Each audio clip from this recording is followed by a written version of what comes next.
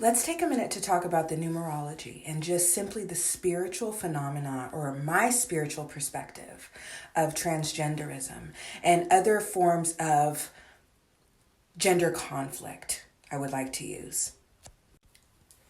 Now, there are a few numbers I want to go over. I want to talk about 25 energy. I want to talk about 32 energy. I want to talk about 27 energy, and I want to talk about 777 energy, which totals 21, so we'll touch on that. Now, the numerology, of course, describes the frequency that causes these experiences, but let me get into a little bit more about the spirituality of it, in my opinion. And I touch on these things briefly in my book, as far as the role of the spirit, the role of the soul, and how a spirit is what's responsible for creating your karmic path, for leading your experiences. So what does this mean? If you are someone who is transgender, what it means is your soul, the gender, or the strongest energy of your soul and the strongest energy of your spirit are opposite. Because at the end of the day, I just described to you what the spirit is, but what is the soul? The soul is actually you in your truest essence. But when you pair that with the spirit, which is what's responsible for guiding your experiences, the spirit is also that energy or that essence that you feel. Let's say you close your eyes, and when you visualize your essence, or you visualize your shadow self, right? So the darker aspect of that essence. And let's say you are a born male, but what you experience is a feminine energy. That is your spirit, my love. So no, there's nothing wrong with you. This is all God ordained. This is all universal energy that is causing this to be your experience. This is meant to be your experience. That doesn't mean it's an easy experience. Some people walk this path easier than others, right? For some, it can be treacherous. For others, it can be freeing, right? So it really just depends on your mindset throughout the process and how much you want to accept it. And that's why I love spirituality, because it explains why. It explains what's happening. It explains that we have different aspects of ourselves, right? That's why when people want to be they, them, and things like that, I understand it, right? I'm in touch with all aspects of me. Shadow integrated, right? Masculine, feminine aspects on and off like light switches when I choose, right? But I'm still very feminine. When I close my eyes, my spirit is a divine feminine. So I embrace my womanhood. I'm a she, her. But I get it, right? This idea of wanting to be a sovereign entity, I get it, right? Because at the end of the day, yin and yang, we all hold both energies. But there is a biological prominence that I think cannot be denied, right? When it comes to certain things. Hence why transgender, M to F, right? Male to female should not be participating in sports with cisgender women, in my opinion, because of the biological aspect. That in no way means that I deny womanhood to someone who chooses to identify that way, right? There are different nuances to the experience that I think need to be recognized, but I hope that by sharing this information, you can gain greater clarity, right? You are simply in tune with your spirit. And if it contradicts your body, that's why. So let's talk about the first frequency I want to talk about as it relates to transgenderism and the transgender experience. 25 energy.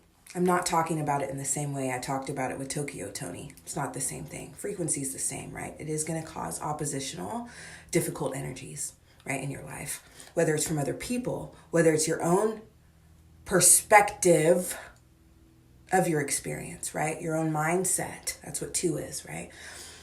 We're talking about your way of relating to the world, causing karmic opposition, karmic difficulty, karmic transformation, right? Because of the way that you're relating to the world, it literally leads to transformation oftentimes, right? Transitioning, that's a transformation. But it's also that way of relating the world that can cause uncomfortability or discomfort in others, which can cause oppositional energies to come towards you. Now, the next prominent energy in the transgender experience is 32 energy. right? The number of negative karma, right?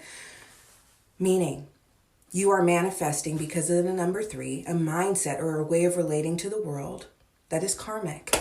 So like I just described to you, your spirit is what's responsible for outlining your karmic path and your karmic obstacles, your karmic battles, right? So the spirit in and of itself, if it is of a different gender than you are biologically, right?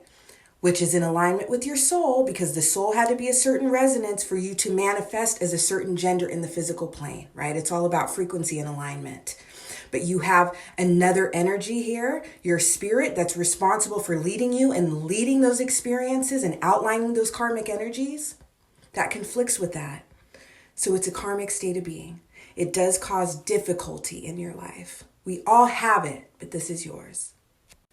The next prominent frequency is 27 energy. So your way of relating to the world or your mindset is pulling in transformation, as well as darkness, opposition, right? But this is a transformative realm. And this is a very powerful realm for transgenders, because this is where that transformation takes place, right? When you are literally transitioning from gender to gender, right? That's transformation. But that is also walking through the realm of darkness, walking through the realm of difficulty, because you can't sit here and tell me that you don't endure great darkness during this experience. You cannot tell me that. Whether it's from outside sources, your own mind, you can't tell me it's not difficult, it's not treacherous, it's not taxing, it's not debilitating at times. Okay? But when you pull in this energy, you're also pulling in the power of 9, endings and new beginnings. Now closing up this conversation, let's talk about 2. I actually want to add an additional angel number here, 222. But let's start with 777, the granddaddy number, when we're talking about transgenderism. The angel number of transformation, right? The angel number of darkness helping you elevate. Okay, so when we talk about this, we're talking about someone who's manifesting a difficult or transformative experience and using that total, which is 21, to provide the world an external expression of their mindset. The way your mind is flowing will then be physically shared and offered to the world, right? It's deep, you guys. These are frequencies. We're talking about experiences led by numbers. And finally, 222. We're talking about manifesting a way of relating to the world, a new way of relating to the world, a new mindset. Total 6, it impacts your daily life. It impacts your diurnal matters, what you do on a day-to-day basis, your routine. You know what I mean? Your friendships, your occupation, everything day to day is impacted by this shift, is impacted by this new way of relating to the world and relating to others. A new way of relating in relationships and the new kinds of relationships you attract. Walk in your truth.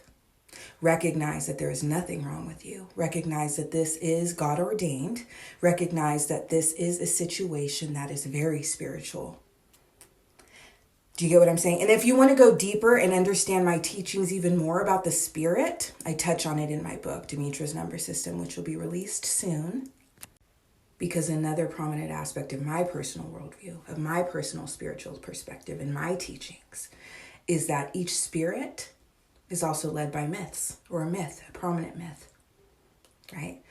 My spirit is the goddess Demeter. My name literally represents that energy. You can oftentimes use your name to hone in on the myth guiding you, okay?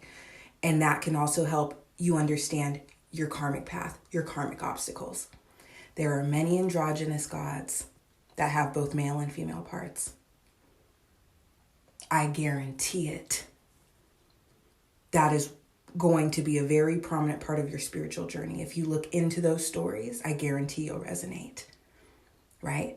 Because we're talking about spirits, sovereign energies guiding us. And many of these stories outline beings just like